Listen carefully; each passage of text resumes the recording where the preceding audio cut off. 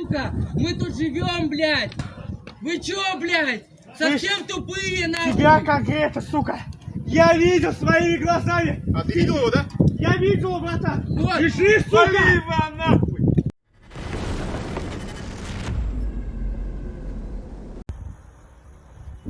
For the first time, drones have attacked the Russian military airbase near Orenburg, located more than 1,000 kilometers from the Ukrainian border.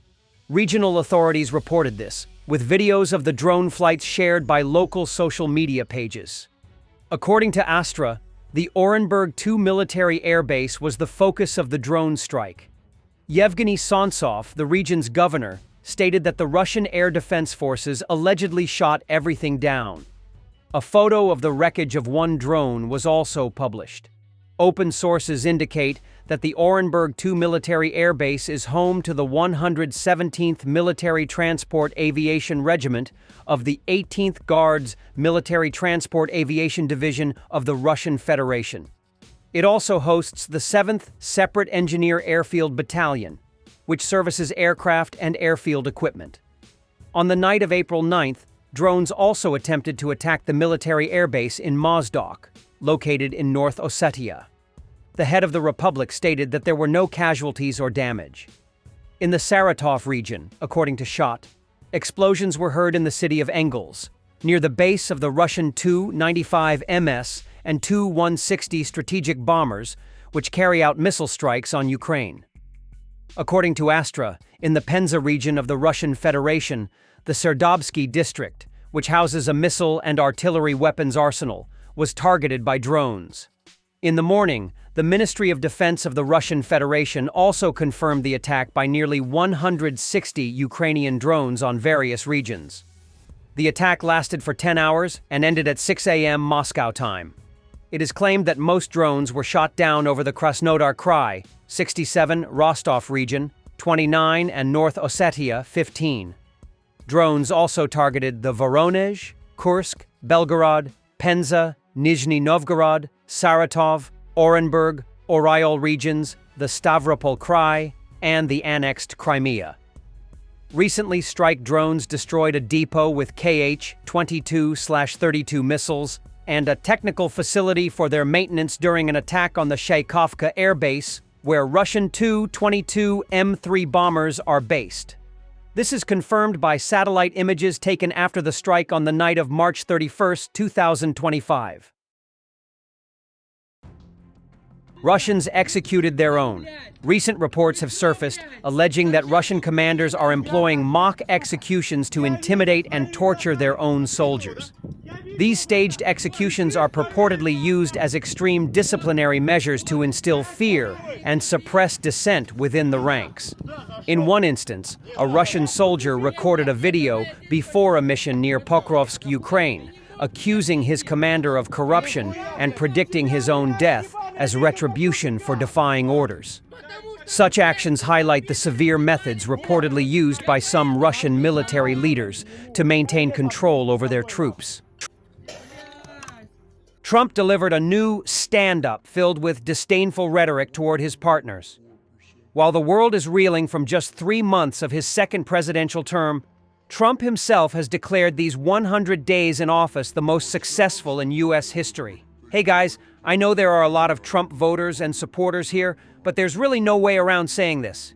He is a narcissistic egomaniac without basic manners or culture. A simple, uneducated, low-level thug who just happened to make a lot of money.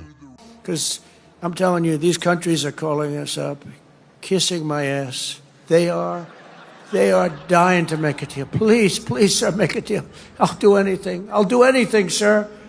Zaluzhnyi spoke about the headquarters in Wiesbaden, where the Ukrainian command, together with Western partners, planned operations against Russia.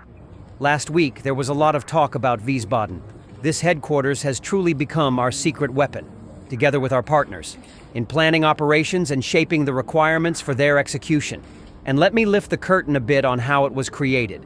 After the start of the full-scale aggression, military aid from our partners increased significantly.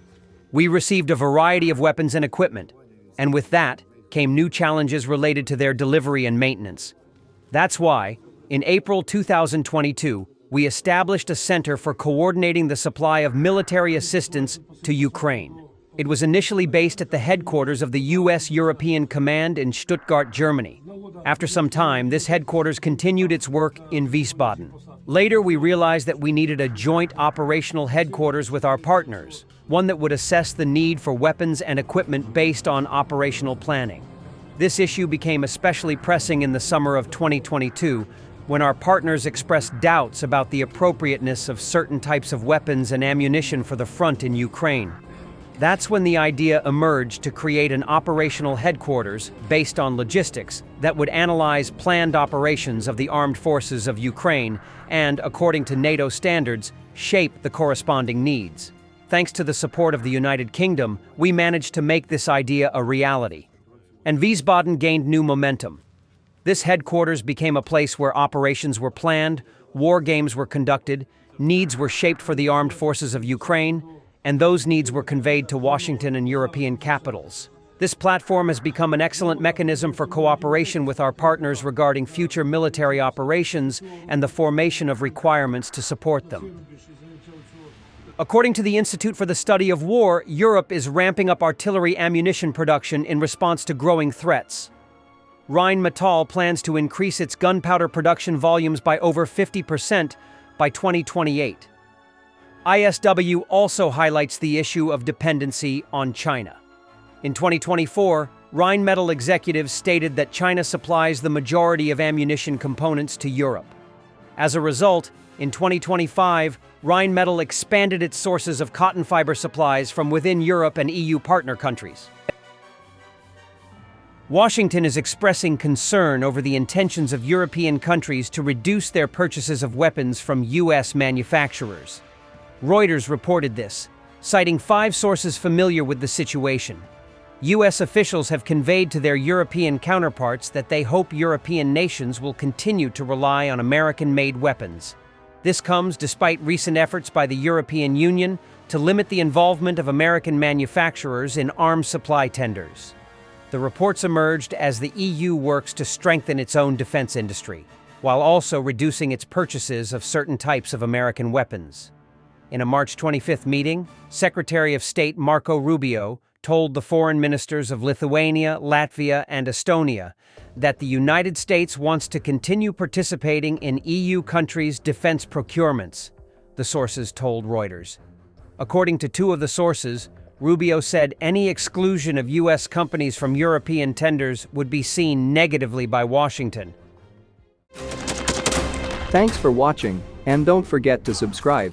Also, if you want to support Warthog Defense, please become our member and get early access to new videos, exclusive members-only videos, and become administrator in comment section. The membership link is in the description. Every day. We had a guy last week, it's 6 rescues in 6 days. You know, he's doing the job every day.